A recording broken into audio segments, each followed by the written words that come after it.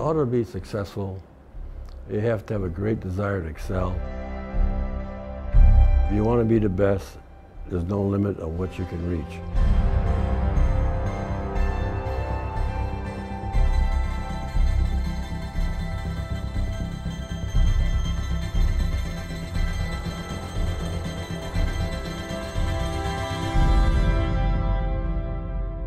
I had 3 sons who ran track at Loyola.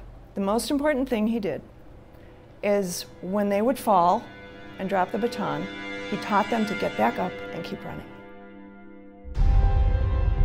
He always inspired people to be able to compete. He just put a vigor in the guys. He is an institution. He continues to be an institution.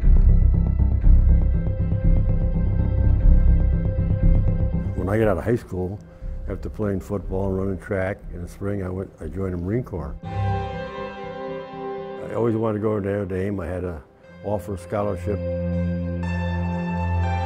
Finally, in 1948, I went to Notre Dame and played on the freshman team.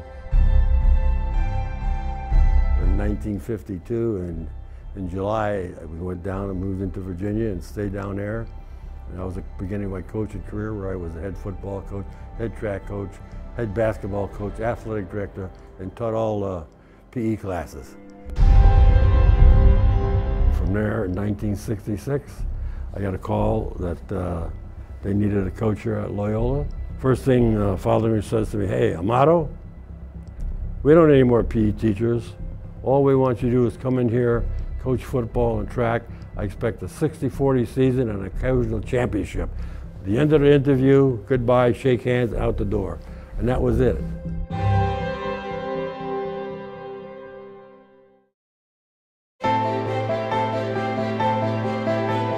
As an athlete, if you fail, you don't do something as good as you expected you want to do. If you fall on your face, at least you're going forward. You're not going backward. You'll see a guy that comes out for cross country or track as a freshman and pinpoint that person in the right category, and he'll see that kid excel over the 4 years.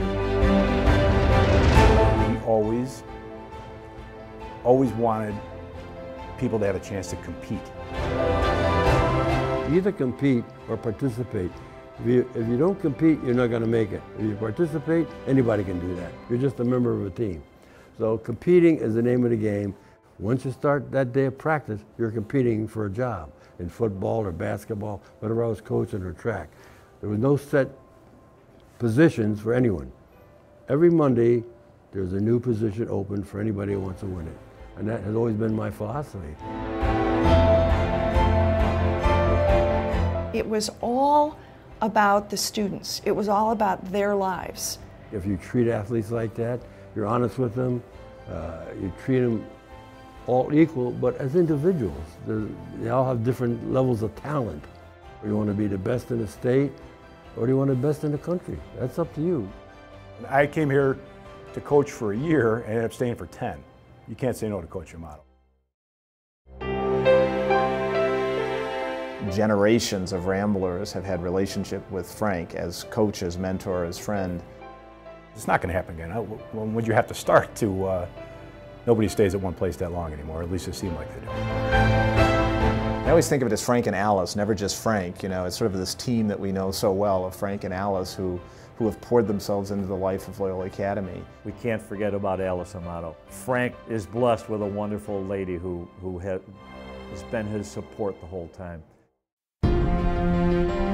I think the Amato legacy is this wonderful Catholic couple who have invested themselves in their family and in this institution. He's never unsure which way he should go. He's a rock solid guy. It just inspires you to be, you want to perform for him. The track program will continue on because the 2 guys in charge of the track program were coached by Frank Amato. So we don't have to worry about that. I think that he has left so much here. Is that his legacy?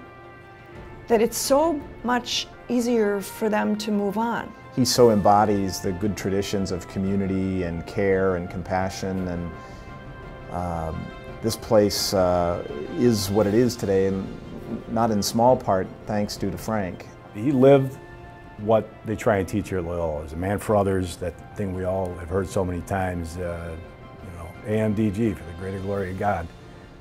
That's how Coach did it. Winning and losing record was not my whole focus of being a coach.